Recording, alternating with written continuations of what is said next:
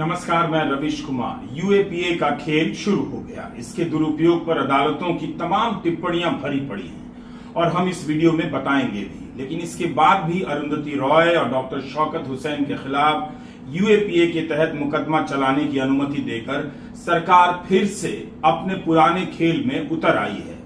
अरुंधति रॉय पर यूएपीए की धारा 13 लगाई गई है, जिसका संबंध गैर कानूनी गतिविधियों से है। उन पर आतंकवाद की धारा नहीं लगाई गई है।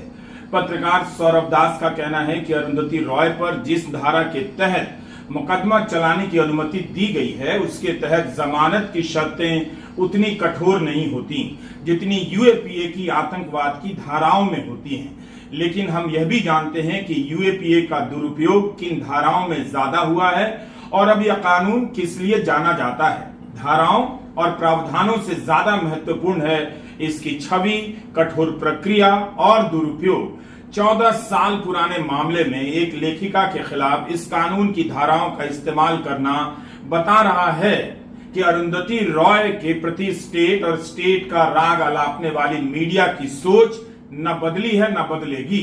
तब भी जब केरला के मीडिया वन चैनल से लेकर पत्रकार सिद्दीक कप्पन के मामले में सुप्रीम कोर्ट यूएपीए के दुरुपयोग पर कितना कुछ कह चुका है, इसके बाद भी कुछ नहीं बदल रहा।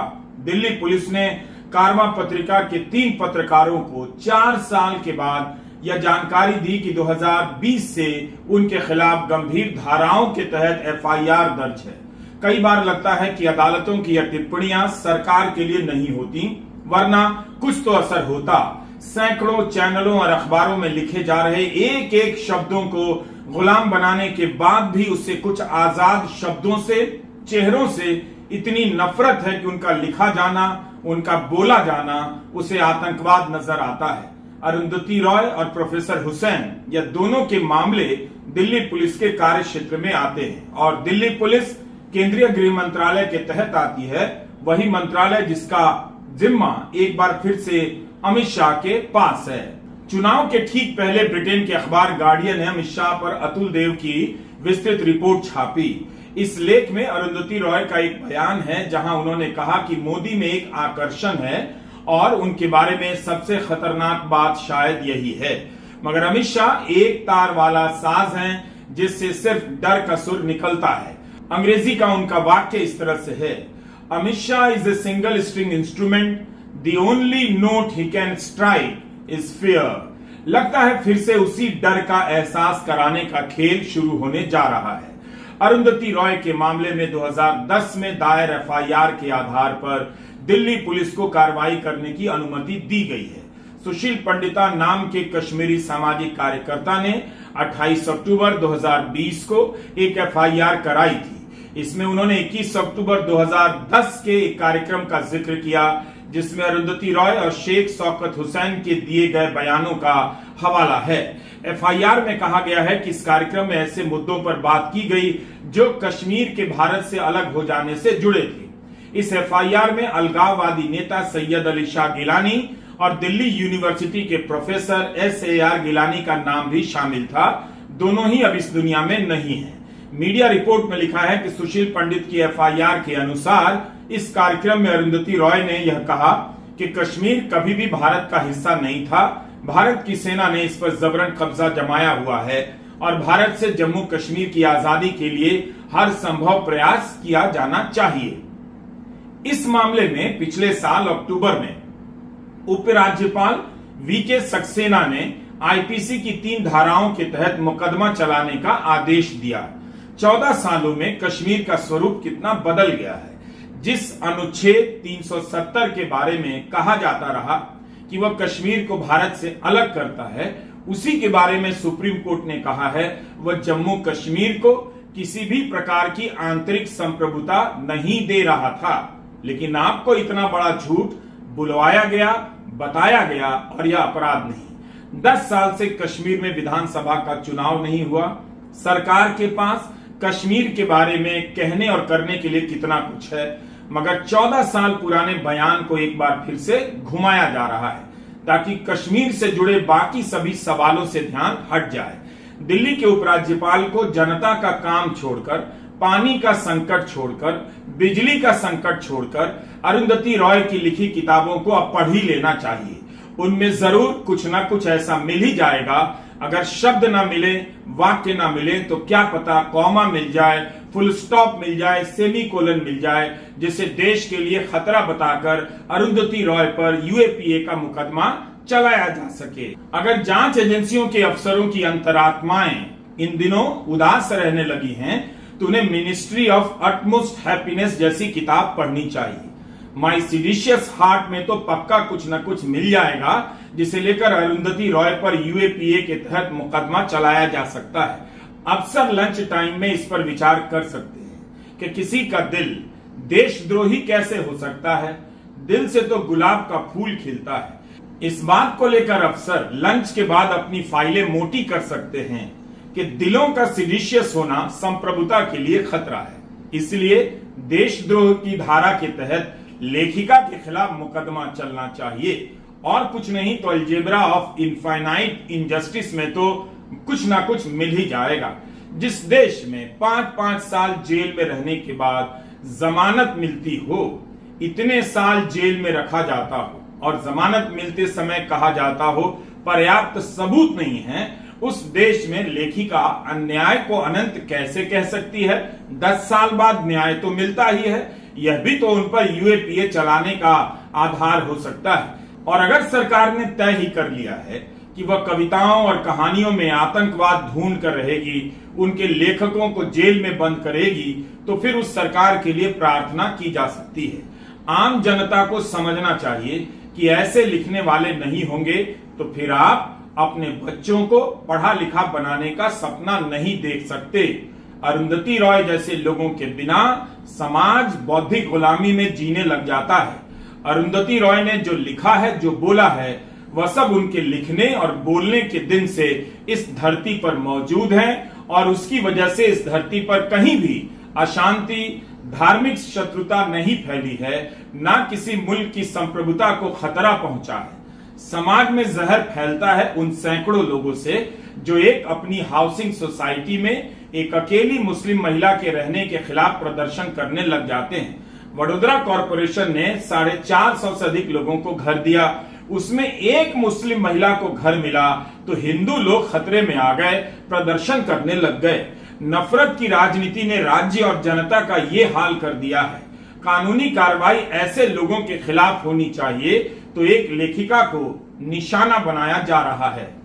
14 साल पुराना मामला है।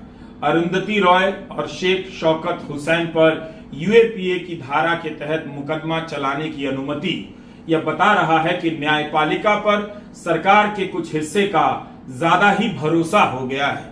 आखिर वह किसके भरोसे ऐसा करती जा रही है, जबकि कई मामलों में हाई कोर्ट से लेकर सुप्रीम कोर्ट तक ने यूएपीए की धाराओं के राजनीतिक दुरुपयोग को लेकर कठोर आलोचना की है। हम यह भी देख चुके हैं कि कर्नाटका हाईकोर्ट ने बीजेपी नेता और पूर्व मुख्यमंत्री बीएस येदियुरप्पा के मामले में क्या कहा है, यही कि वे ऐरे गहरे नत्थु खैरे नहीं हैं जिन्हें गिरफ्तार किया जाए। मुख्यमंत्री रहे, लेकिन दिल्ली के मुख्यमंत्री अरविंद केजरीवाल को ऐरे गहरे की तरह घर से उठाकर जेल में डाल दिया गया। सुप्रीम कोर्ट में सरकारी वकील कितने तर्क देते रहे कि सीएम को बेल कैसे दी जा सकती है, उन्हें भी आम नागरिक की तरफ देखना चाहिए। समाज में इससे गलत संदेश जाएगा अगर केजरीवाल को जमानत दी जाएगी। येदियुरप्पा को गिरफ्तार नहीं करने का आधार केस के मेरिट में हो सकता है, लेकिन वे मुख्यमंत्री रहे हैं, यह आधार कैसे हो सकता है? इसे लेकर लोग सोशल मीडिया के प्लेटफॉर्म पर केजरीवाल और येदियुरप्पा की तुलना करने लग गए कि बीजेपी के नेताओं के लिए कानून भी अलग है, कानून की व्याख्या भी। वैसे अरुंधति रॉय को उनके पहले उपन्यास the God of small things के लिए बुकर पुरस्कार मिला था। उसमें परिवारों के भीतर हिंसा के मानसिक दुष्प्रभाव के साथ बच्चों के यौन शोषण की क्रूर तस्वीर पेश की गई। येदियुरप्पा के खिलाफ भी एक नाबालिग के यौन शोषण का मामला दर्ज हुआ है। अरुंधति रॉय को जेल में डालने की जगह पूरी पुलिस के लिए अनिवार्य कर दी जाए कि सभी बैठकर लंच टाइम से पहले the God of small things जरूर पढ़ें। लेखकों, पत्रकारों और सामाजिक कार्यकर्ताओं को कानून की धाराओं का सहारा लेकर जेल में डालने और जमानत के लिए तरसा देने का खेल चल रहा है। ऐसा लगता है कि उसे हर वक्त किसी उमर खालिद की तलाश रहती है जिसे पकड़कर 3-4 साल के लिए जेल में डाला जा सके। दुनिया का यही इतिहास इन बातों से भरा पड़ा है, जहां कोर्ट के भीतर बैठे लोगों का सहारा लेकर कानून की धाराएं बदलकर नए कानून बनाकर समाज पर हमला किया गया है। हमने देखा कि कोलकाता हाईकोर्ट के जज रिटायर होने के अगले दिन बीजेपी में शामिल हो गए। एक जज आरएसएस में लौटने का ऐलान करने लग गए। प्रोफेसर अल्पा शाह ने भीमा कोरेगांव केस पर मोटी किताब लिखी है।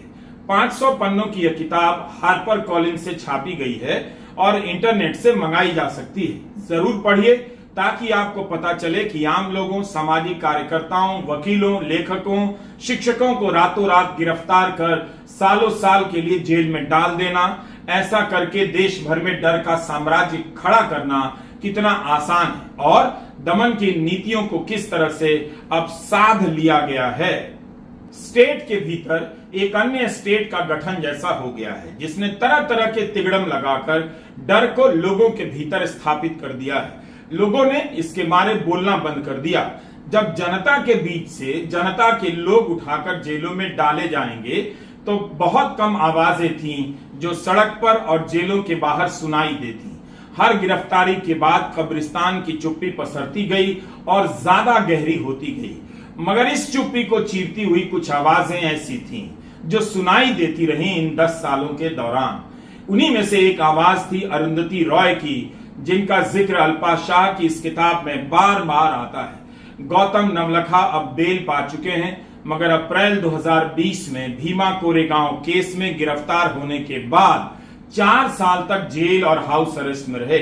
उनकी गिरफ्तारी का ब्यौरा देते हुए अल्पा शाह ने लिखा है कि गौतम उस केस में गिरफ्तार अन्य लोगों से अलग पृष्ठभूमि के व्यक्ति रहे हैं। वे अपर मिडिल क्लास जीवन जीते हैं और जमीन पर पकड़ होने के साथ ही अंतर्राष्ट्रीय मंच पर भी उनकी पहुंच है। अल्पा शाह लिखती हैं कि गौतम की दोस्त अरुंधति रॉय भी भारतीय स्टेट की नीतियों के अल्पसंख्यकों पर होने वाले प्रभाव की आलोचक हैं, कश्मीरी लोगों की आजादी की पक्षधर हैं और आदिवासियों के खिलाफ होने वाली काउंटर इमरजेंसी के खिलाफ लिख चुकी हैं। शाह ने लिखा है कि गौतम को गिरफ्तार करना सभी में डर पैदा करने का एक तरीका था। अगर गौतम नवलखा गिरफ्तार हो सकते हैं तो कोई भी हो सकता है। सुधा भारद्वाज, शोमा सेन, आनंद तेलतुंबडे को भी इसी केस में जेल में डाला गया। इस किताब में बार बार अरुंधति रॉय का नाम आता है, क्योंकि भीमा कोरेगांव केस को लेकर अरुंधति लगातार बोलती रही हैं। वृंदा ने अल्पा शाह से बात की। The use of the UAPA against Arundhati Roy is basically to send a very strong message to anyone in the country that, look, we are going to go after our most respected and most admired citizens globally. No one is exempt. No one is exempt. And we can jail any of you, is to instill a real fear that be careful, you are next. Arundhati Roy, what did she do? She has written powerful words. She has used her pen. She has spoken to defend democracy in the country. When the BK16 were, for example, incarcerated under the UAPA, incarcerated without trial, without bail, many of them 6 years later are still in prison.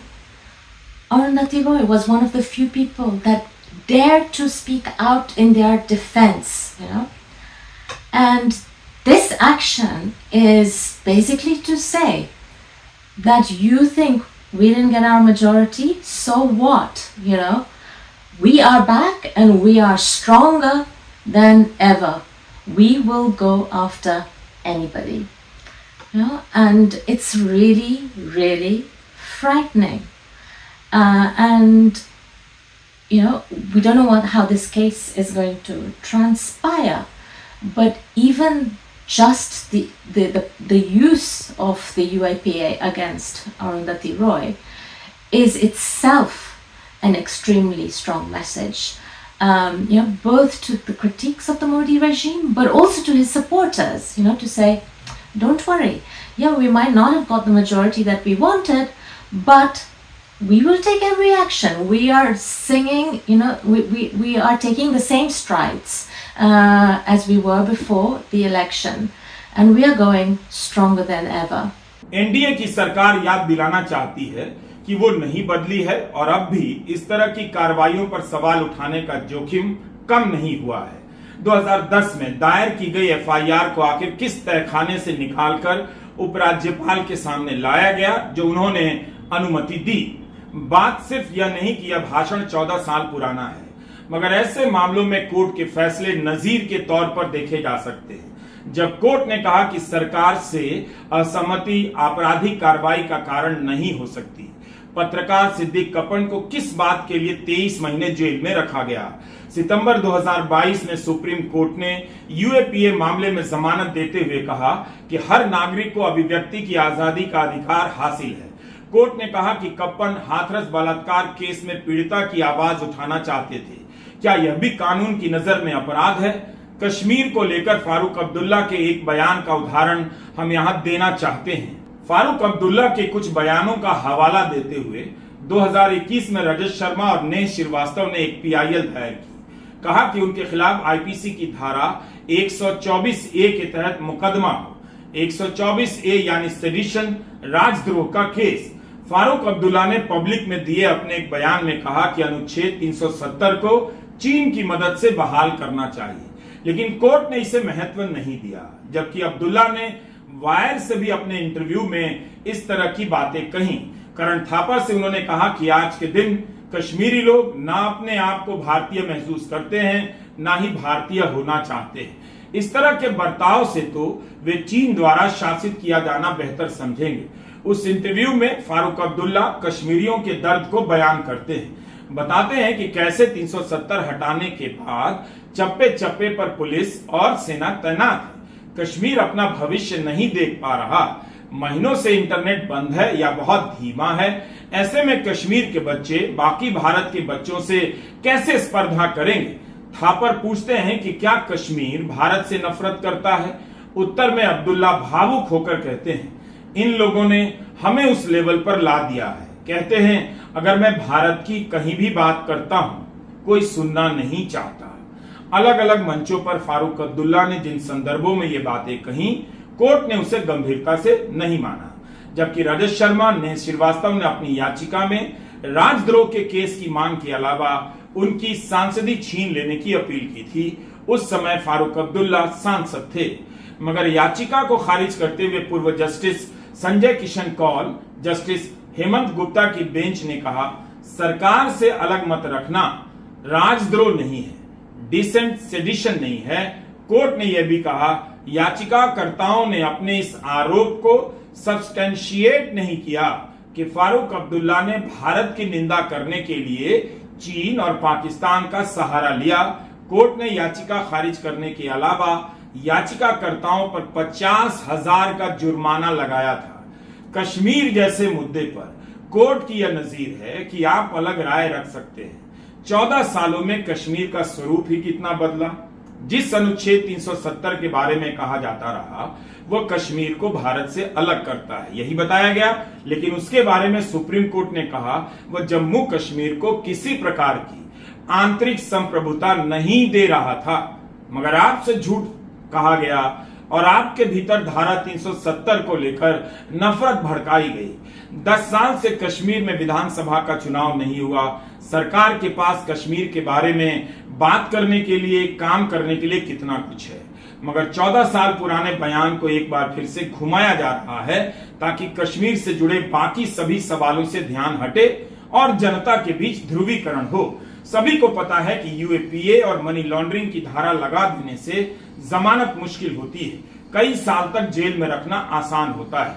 Arundhati Roy Modi सरकार और धार्मिक और नफरती राजनीति की घोर आलोचक रही हैं।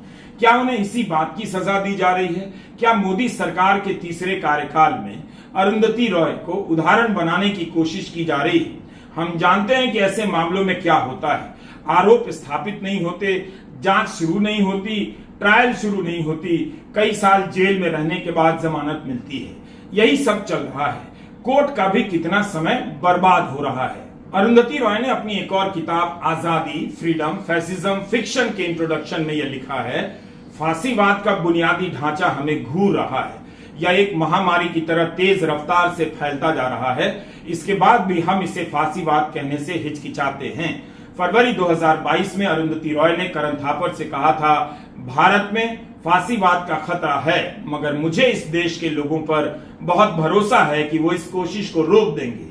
उसी इंटरव्यू में उन्होंने फांसीवाद के 10 चिन्हों की लिस्ट पढ़कर सुना डाली थी। 2024 के चुनाव में विपक्ष के कई नेता तानाशाह और डिक्टेटर का इस्तेमाल करने लगे। लंबे समय तक उनकी जुबान पर तानाशाह नहीं आया, लेकिन जब विपक्ष के नेताओं को जेल में डाला गया, जेल जाने के डर से नेता पार्टियां बदलने लगे और पार्टी का फंड रोका जाने लगा, तब तानाशाही के अलावा विपक्ष के पास दूसरा कोई शब्द नहीं बचा था जो इस प्रक्रिया को साफ साफ व्यक्त कर सके। न्यूज क्लिक के संस्थापक प्रवीर पुरकायस्थ के मामले में सुप्रीम कोर्ट ने यही तो कहा था कि उन्हें अवैध रूप से गिरफ्तार किया गया, जबकि यूएपीए का मामला बेहद कठोर होता है। जांच एजेंसी को गिरफ्तार करते समय उसका कारण जरूर बताना चाहिए और पैमाना ऊंचा होना चाहिए। दिल्ली हाईकोर्ट ने कई बार कहा कि यूएपीए का गलत इस्तेमाल हो रहा है। यह सब आपके सामने है, मगर इसके बाद भी अरुंधति रॉय के खिलाफ यूएपीए के मामले में मुकदमा चलाने की अनुमति दी गई। नताशा नरवाल, दिवांगना कालिता, आसिफ इकबाल तन्हा के केस में दिल्ली हाईकोर्ट ने कहा था, यूएपीए की धारा लगाने में सरकार को सतर्क रहना चाहिए, उसके पास ठोस आधार होने चाहिए। राज्य इन प्रावधानों की व्यापक व्याख्या नहीं कर सकता, लेकिन लगता है अरुंधति रॉय के मामले में व्याख्या की जरूरत ही नहीं। इतना ही काफी है कि वे अरुंधति रॉय हैं। नमस्कार, मैं रवीश कुमार।